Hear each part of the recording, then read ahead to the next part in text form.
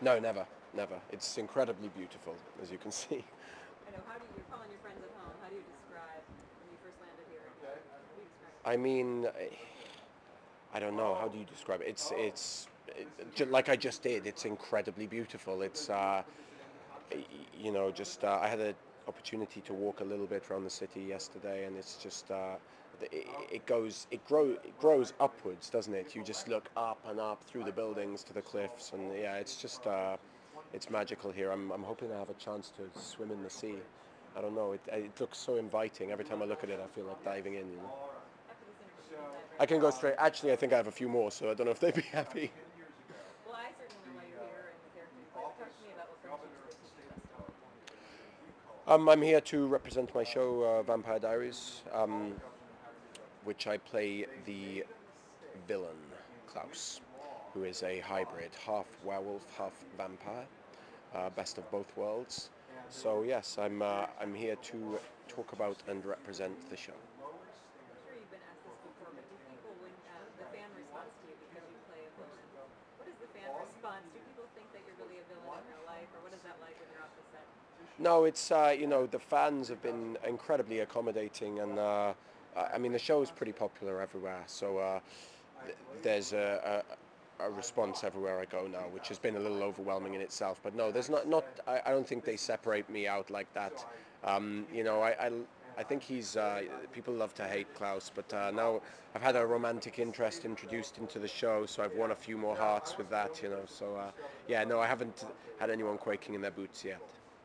So talk to me about where Vampire Diaries has left off. First of all, I can't believe you wrapped season three. Wrapped season three, yeah. Okay.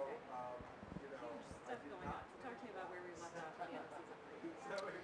Well, for my character, we left. I was overpowered by all the good guys, the Scooby Doo gang, and left desiccated, which basically means sort of trapped within my own body in a coffin, which they were planning to then drop in the Atlantic, and then. Just when you thought I was dead, I was staked through the heart and my body set on fire. Just when you think I'm dead, right at the end of the season, I pop up in having possessed the body of another character. So I think the beginning of season 4 is going to be all about getting my body back. Which means for me as an actor, I may get a little rest at the beginning while someone else does my job for me, you know. So that'd be nice. Well, I've also read too. I haven't seen the finale, but Elena, there are some interesting. Now, Yeah, she's a Elena, vampire now. talk to Yeah. me about that. I mean, is that kind of what was your reaction to that receiving that You finale? know, I think it's good. I think it's good because we're not The Simpsons, so the show doesn't go back to the beginning, get back to normal at the beginning of every episode. I think it's got to move on, and I admire them for making bold choices like that, changing the main protagonist potentially forever. I think it's a really brave choice, and it goes with all the other sort of big decisions they've made in the show. They're not afraid to kill characters, and they're not afraid to make decisions that will upset the fan base. It's for the good of the show, and it certainly keeps it dramatic and keeps it interesting. How does something like Vampire Diaries work? Do you do the writers and do you take feedback, from social media from your fans about where your character should go or where the show might go? Well, the show's creators, first of all, keep a real strong eye on the show. They scrutinize everything down to the outfits we wear, the lines of dialogue, the storylines, everything. Um, then there's a team of writers that are assigned different episodes to write, and some of them I think have found my character's voice better than others, and then we're certainly allowed some feedback. Less to do with storylines, although I was begging for a love interest for a long time, but I think they would have probably given that to me eventually anyway.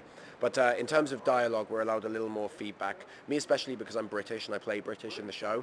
So sometimes I can get away with sort of saying, I wouldn't say that like that. How about if I say it like this, And I've added a few sort of things like my character greets a lot of the time people he's about to kill with terms of affection, which I find pretty creepy. I thought that would be a nice touch, rather than getting angry all the time. So yeah, there's a certain amount of that, and then I couldn't answer how the creators of the show, how much feedback from the fans they take, but certainly before I joined the show, or after I joined the show, before I aired on the show, before I shot on the show, I joined Twitter, and I was eager to talk to the fans via that medium about what they expected and hoped for from Klaus. You know, what they thought, and then you know, a lot of people's ideas were similar to that of my own. So yeah, we're definitely open to feedback. Were you a fan of the series of the books, or were you a vampire kind of crazy? I was absolutely a fan of the genre. I was a little obsessed with vampires from since I was about 8. Yeah, so I read a lot of vampire literature and saw a lot of the films. So really, I had a good grasp of the mythology before I joined the show. But then joining the show, you know, I'd seen odd episodes, so I made a point of catching up on all the ones I had missed, and also reading the first 4 books of the series. Um, in which I think my character features in the 4th one. So I just wanted to make sure.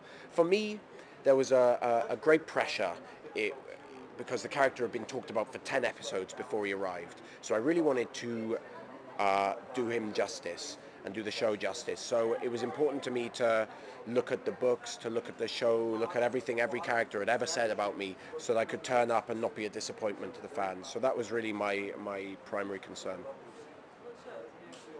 The fans appreciate that. Oh well, thank you. Here, we're going to wrap you up. So, just very quickly, tell me about the movie that you were shooting I shot a movie in Budapest called Open Grave. It's with myself and Shalto Copley, who's the star of District 9, and 4 other actors. And it's 6 people awake in a house with no memory of how they got there, no memory of who they are. And the house is deserted apart from them. The surrounding woods are deserted apart from, there's a lot of bodies strung up on trees and a pit full of bodies. So they all sort of suspect each other, as you can imagine, and slowly through the film piece together the mystery of what's happened and who they are. Kind of a romantic comedy, feel-good summer film, chick flick, you know, that kind of thing, yeah.